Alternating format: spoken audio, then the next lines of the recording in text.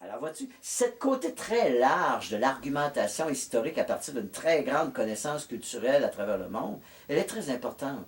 Chaque peuple mérite ce qu'on appelle un historien libre. Les gens doivent entendre ça. Ben, Moi, je pense que c'est la fonction aussi de ce qu'on se donne, nous autres, de faire connaître aux gens l'historique du pays d'or. On n'a pas inventé ça. Ça vient de l'histoire de l'humanité, hein, là où on est rendu avec cette histoire-là. le chemin que j'ai choisi est celui de l'amitié. Le même chemin que la Boétie et Montaigne. Ouais. Le même chemin que Marx et Engels. Ouais. Et intérieurement, j'ai dit, voici un ami qui a un talent extraordinaire comme artiste et qui a un visage archétype du concierge qui rejoint tout le peuple. Et moi, je me suis dit, gars, je vais démontrer l'amitié. Ce que je dis là, c'est impossible sans amitié. Alors, je vais être une voix et un visage. Et les deux ensemble, c'est une recherche qu'on a menée en commun. C'est sûr, oui. Moi, je suis parti dans la bibliothèque 7 jours par semaine, 15 heures par jour, parce que tu m'as permis de le faire, dans le fond. J'ai dormi sur ton plancher, puis je l'ai dormi sur un plancher. Puis j'avais mon café le matin, puis je partais 15 heures par jour, 7 jours par semaine. De façon à Attention devenir... présent, tu pars, hein, 15 heures par jour, et je continue. Tu le fais encore, même que... Et l'idée, c'est que tout peuple mérite un homme libre. Qu'est-ce qu'un homme libre? C'est un homme qui met sa bibliothèque au service des autres. Alors, un institutionnel, moi je prends, je fais 2 ans que je vagabonde de l'Université du Québec, à l'UQAM. Okay? Et je côtoie des institutionnels, autant des élèves que des professeurs que des employés. Et l'institutionnel doit gagner sa vie avec la culture. Il doit se spécialiser, il enseigne une spécialité. Il souffre de cette spécialité-là. Il en souffre. Un vagabond, c'est-à-dire un homme qui vagabonde la connaissance, a comme mission d'ouvrir très large les questions du futur. Donc, toute cette connaissance-là sert à dire nos 4 questions, Mike, qui sont bonnes. Quel est ton rêve? Dans combien de jours? Qu'est-ce que tu as fait aujourd'hui pour ton rêve? Et en quoi ton rêve prend-il soin de la beauté du monde? C'est ça.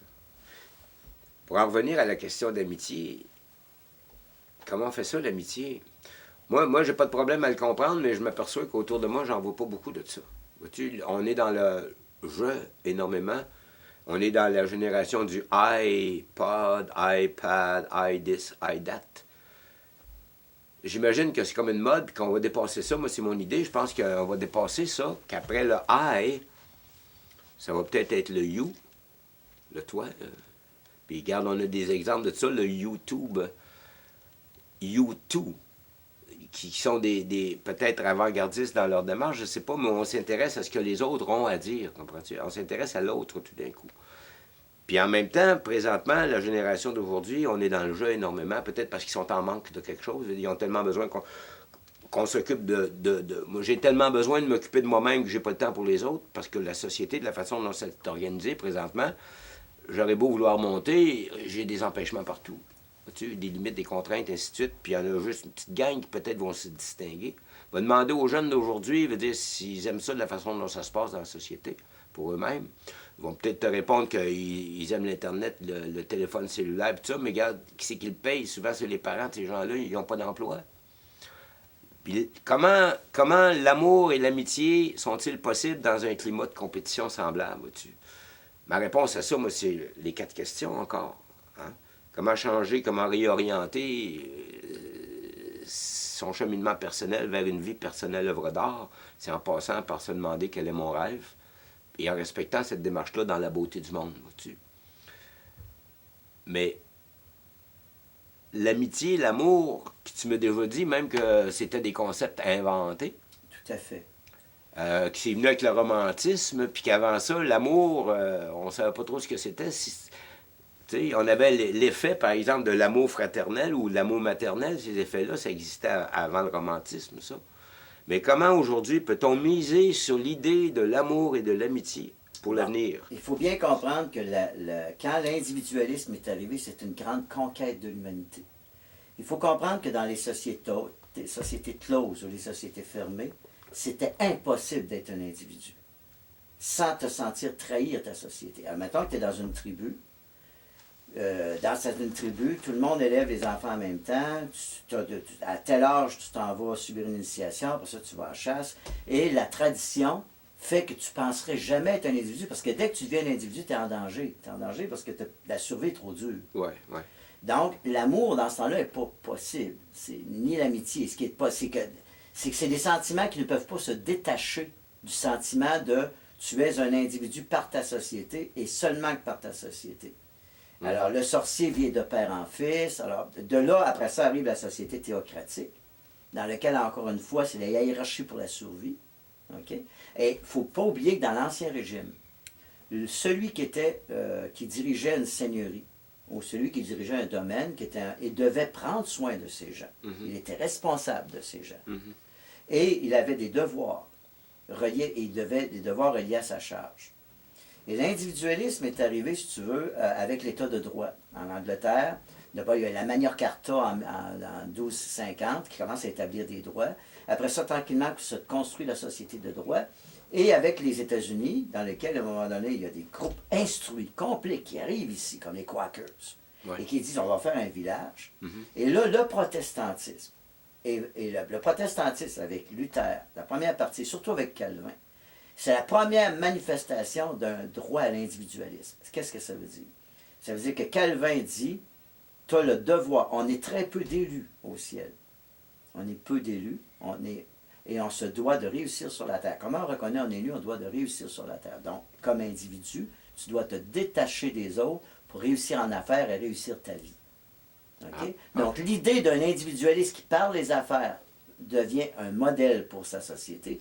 Là, il commence. Arrive les Lumières en 1750 jusqu'à la Révolution française, dans laquelle on se bat contre ce qui empêche l'individualisme, entre autres. Là, avec les Lumières, on arrive avec les droits, avec paix, fraternité, égalité, liberté, qui est le début même de l'individualisme. Et là, la société individualiste naît. Et là, maintenant, on ne sait pas trop quoi faire avec ça, parce que tu as l'articulation entre la ville, qui est le cœur de l'individualisme social, et le village, qui reproduit les anciens états d'une société close. Et là, on a ce qu'on appelle le dynamique entre un individualiste qui se cherche au niveau de l'éthique, et un village qui se perd au niveau de la collectivité. Exemple, prenons le père Alexis, qui est fermier de 3 générations, et qui a son église, qui avait son église, et tout s'écroule autour de lui. Tout devient de plus en plus des gens de la ville qui vont aller chercher à la campagne. Et là, il commence à avoir un mix. De là, les sagas nationales qui s'écroulent aussi. Donc, l'amitié devient possible comme vie personnelle œuvre d'art qu'à partir de l'individualisme. Pourquoi? Parce que l'individualiste demande à ce que tu donnes ton amitié à quelqu'un qui a un projet, un rêve, un projet avec lequel tu es confortable. Et c'est ce qui donne au projet sa qualité. Le projet comme lien d'amitié devient aujourd'hui, même chose pour le couple, l'amour. Le projet qui unit un couple ensemble devient un ciment très fort. C'est plus les pulsions qui fait le couple. C'est pas parce qu'une femme est belle et un homme est beau que ça va faire un couple. Mais si tu as un projet que j'aime, puis que l'autre aime ton projet, puis ensemble on chemine d'une façon ou d'une autre, on devient ce qu'on appelle les rois de l'individualisme inclusif. OK? Parce que dans le libéralisme, on est passé, si tu veux, par la notion libéraliste au 19e, on est arrivé avec l'État-providence, qui a été inventé après la Deuxième Guerre mondiale, avant même pendant la Deuxième Guerre mondiale, par un théoricien économique extraordinaire, Keynes, après ça, bon, etc. Et là, on l'a appliqué, ça a fait les 30 glorieux jusqu'en 1970. Après ça, tranquillement, pas vite, les coûts sont devenus trop importants. Est arrivé le néolibéralisme dans lequel on se dit que ce qui est important, c'est que tu travailles pour ton affaire, puis on est des individualistes. Puis maintenant, le néolibéralisme, tranquillement, pas vite, avec un resserrement des finances publiques à travers le monde, d'ailleurs, amène ce qu'on appelle le libéralisme inclusif, c'est-à-dire qu'on doit t'instruire à devenir autonome et individuel par l'école, en te donnant des chances calculées qu'on appelle. Parce que la Société-Providence, ça ne fonctionne plus. Bien, pas que ça ne fonctionne plus, c'était un état, c'était un moment nécessaire. Sortir le monde de la misère. Hein? Oui, mais il faut bien comprendre que c'était déjà prévu quand tu lis l'histoire de la vie privée en 3 volumes, que j'ai lu 3 fois. Ils font une prédiction que plus de 60% des gens vivront seuls d'ici 20 ou 30 ans. Pourquoi? Parce que ils auront la base économique pour vivre seuls. Alors, dans les relations, tu as ce qu'on appelle la relation fusion qui nous vient des sociétés closes. Par exemple, 2 personnes qui ont un dépanneur, qui travaillent 24 heures par jour, 7 jours par semaine dans le dépanneur. Ça vient des sociétés closes. Hein? Les sociétés closes, c'est le gars qui chassait, la femme faisait à manger, puis ils vivaient la même affaire. Tu as la relation rail de chemin de fer, dans laquelle chacun construit sa carrière puis se voit le soir, qui vient de la société ouverte, qui vient du libéralisme, si tu veux, du néolibéralisme. Mais là, on arrive à ce qu'on appelle la société accordéon, les unions accordéon, c'est-à-dire, on est 2 ensemble, de coup, je suis appelé en Chine, moi, pour 2 mois, 3 mois, je reviens, toi, tu vas en Angleterre, on revient, et là, on s'en va apprendre. Et de là aussi, la renégociation des pulsions. C'est-à-dire que le problème, c'est qu'il y a eu la découverte de la sexualité avec la pilule en 1960. La sexualité est devenue un élément très important, la révolution sexuelle. Aujourd'hui, avec le sida, on a commencé à comprendre que l'importance doit être accordée à une gestion des pulsions en fonction de notre rêve. C'est-à-dire que si tu te mets à avoir plusieurs partenaires sexuels qui ne sont pas dans ton rêve, tu ralentis la marche vers ton rêve. Donc, il y a une gestion intelligente des pulsions. Donc, des pulsions inclusives. Mais ça évolue constamment. Mais les valeurs sont toujours celles des Lumières. C'est-à-dire égalité, fraternité et en tout cas, les 3, là. Et il y a des. Et si tu analyses les jugements de la Cour suprême, j'aimerais finir avec ce sujet-là. Okay. Parce qu'il y a eu un jugement extraordinaire, canadien. À un moment donné, il y avait un club d'échangistes à Montréal. Et les gars, la police a fermé le club d'échangistes en 1998. Et lui, il est allé jusqu'en Cour suprême. Et à la grande surprise de tout le monde, la Cour suprême a dit le club d'échangistes est permis, en autant que ce ne soit pas payant, que ce soit entre adultes consentants. Écoute, c'est une révolution. Et non un commerce. Tu veux Et dire. non un commerce. Mais il faut bien comprendre que c'est toujours les droits à l'expression et à la liberté. Mais en 1960, quand Trudeau est arrivé comme ministre de la Justice, avant d'être premier ministre, sous Pearson, qui avait gagné le prix Nobel de la paix, et comme ministre de la Justice, lui, il venait faire son voyage en Chine avec son petit pâtisserie. Et il dit, c'est quoi le dossier le plus... Parce que tous les dossiers sont préparés par les fonctionnaires sur ces tablettes. Mais il dit, il faut décriminaliser ce qui se passe dans la chambre à coucher. Mais tu n'auras jamais le courage de faire ça. C'est impossible de passer ça. Et Trudeau dit, oui, je fais passer ça. Et Trudeau a décriminalisé tout ce qui se passe dans la chambre à coucher. Parce qu'à l'époque, même enculer quelqu'un, c'était un acte criminel. Ah oui? Oui, tout était moi, j'ai criminel. pas souvenir de ça. Tout ce qui sautait de la morale. En OK, 61. oui, la morale Donc, tout ce qui se passe, y compris l'homosexualité, tout ce qui se passe dans la chambre à coucher ne regarde pas l'État. OK. Et c'est une révolution. Oui. OK? Donc, l'État crée une loi. Il y a quelqu'un qui conteste la loi, il va en Cour suprême. La Cour suprême confirme ou défirme la loi, il demande au gouvernement de la corriger. Ce qu'on appelle un cercle de l'État de droit. Mais c'est toujours dans la base de donner aux gens le droit à l'égalité, la fraternité et l'autre affaire qui me manque. C'est drôle, hein? On n'est pas français. Alors, ce qui est intéressant dans une histoire nationale, aujourd'hui au 21e siècle, c'est de toujours suivre comment fonctionnent les cours suprêmes à travers le monde. Ce qui nous annonce, c'est les cours suprêmes qui nous annoncent le futur état de droit dans 100 ans mondial. Le futur état de droit viendra non pas par l'unicité, mais par le dialogue, multiplicité des cours suprêmes à travers le monde.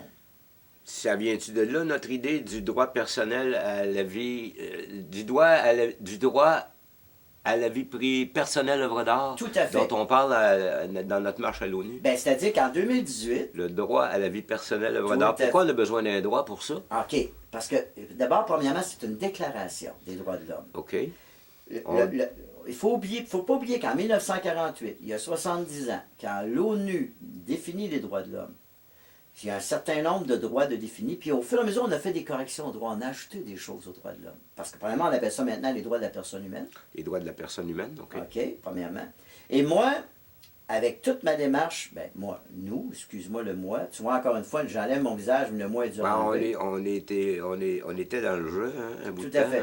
Mais mettons que nous, notre équipe, ce qu'on essaie de dire, c'est qu'on fait une marche de la maison de Bordua, qui déjà, par le refus global, qui est le plus grand pôle magnétique de l'histoire du Québec, reconnu par Lise Bissonnette dans Le Devoir en 2004, je crois. Et déjà, ça, c'est mondial ce qu'il y a là-dedans.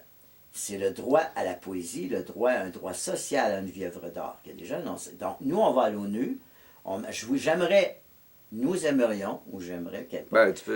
J'aimerais avoir, dans chaque province que je vais visiter, un grand rêveur. Par exemple, au Québec, c'est un Inou qui s'appelle Volant, de docteur volant, qui se promène d'école en école pour dire aux jeunes de croire en leur rêve chez les Inuits. Alors lui, j'aimerais lui dire, à un moment donné, quand je vais marcher à l'ONU, chez Bordua à New York, à la Statue de la Liberté, comme on l'a pensé, toi et moi, mais là, que chaque province du Canada contrevient à un projet national et demander, ajouter en annexe à la Déclaration des droits de l'homme pour le 70e anniversaire, le droit à toute personne humaine sur la Terre à une vie personnelle, œuvre d'art. Et tu as tout à fait raison, c'est compatible avec l'ensemble des cours suprêmes à travers la planète. Donc, c'est une déclaration d'un droit futur ajouté aux constitutions des cours suprêmes. Oui, c'est juste.